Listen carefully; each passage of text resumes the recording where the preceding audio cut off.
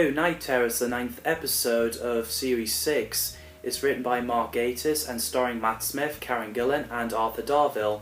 So Mark Gatiss said that he had always been scared of dolls and surprised that they never appear in Doctor Who. Peg dolls are the ones he's interested in because they're the stuff of nightmares.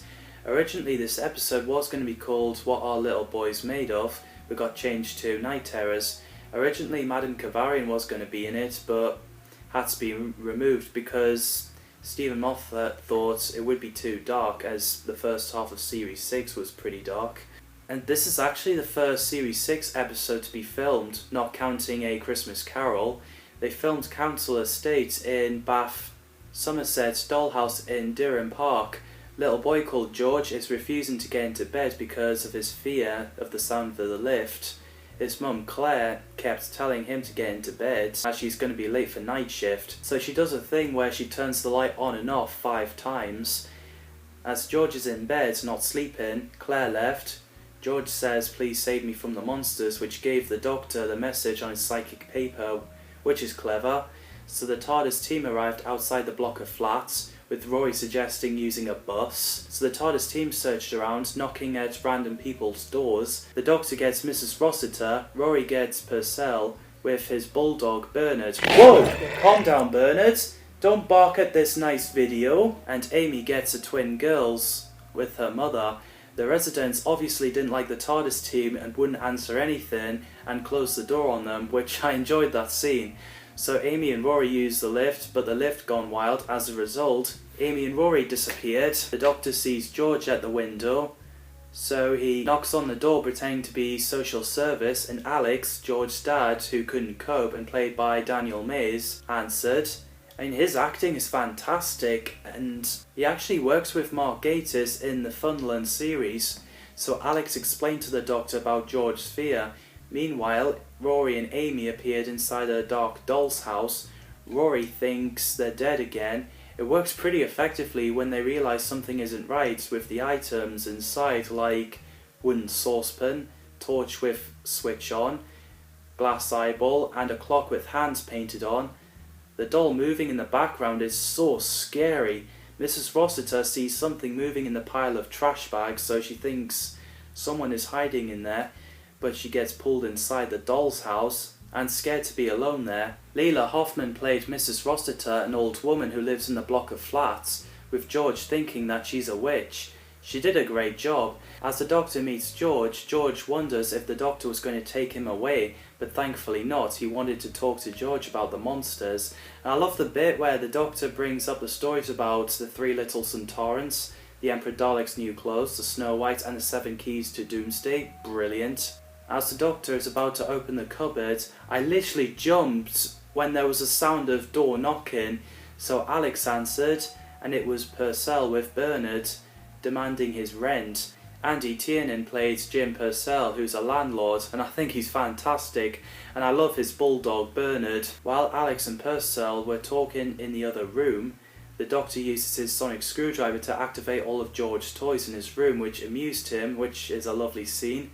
The Doctor was about to open the cupboard, but using his sonic screwdriver made him hesitated. After Purcell left, Alex came back and the Doctor stopped him opening the cupboard. Because of the Doctor saying the monsters are real, Alex wasn't happy about it and wanted the Doctor to leave, but he refused. And I think in the scene where the Doctor and Alex opens and closes the fridge door, it wasn't in the script. Matt Smith and Daniel Mays worked together on that scene, which is well done.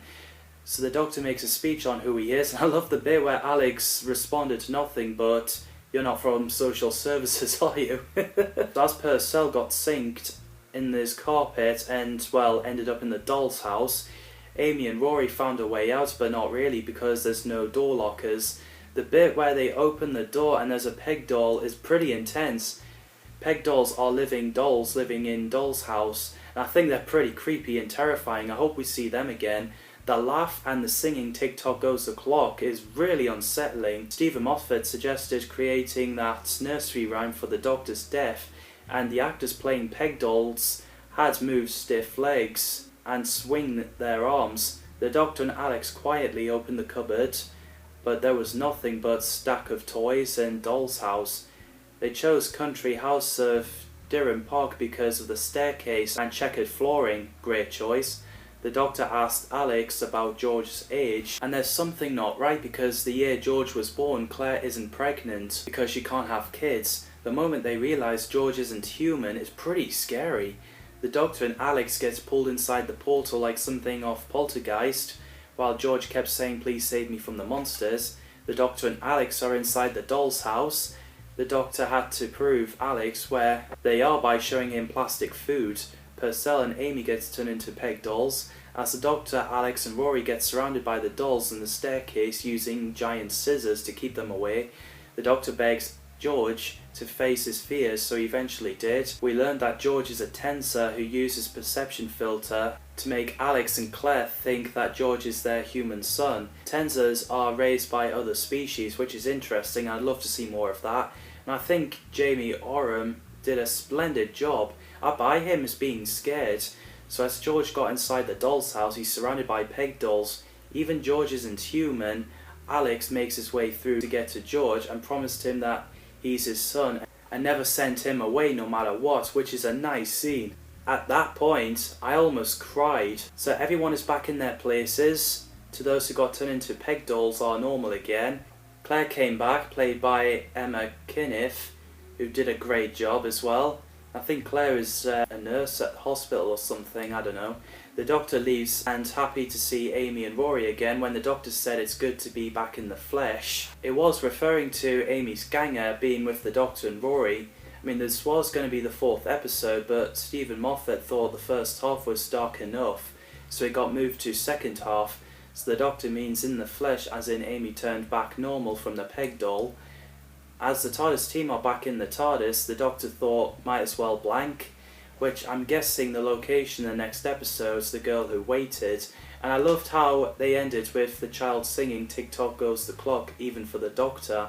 I really love this episode. It's fun and scary. I get goosebumps from this. What did you think of Night Terrors? Let me know in the comments down below. Thanks for watching and see you in the next episode.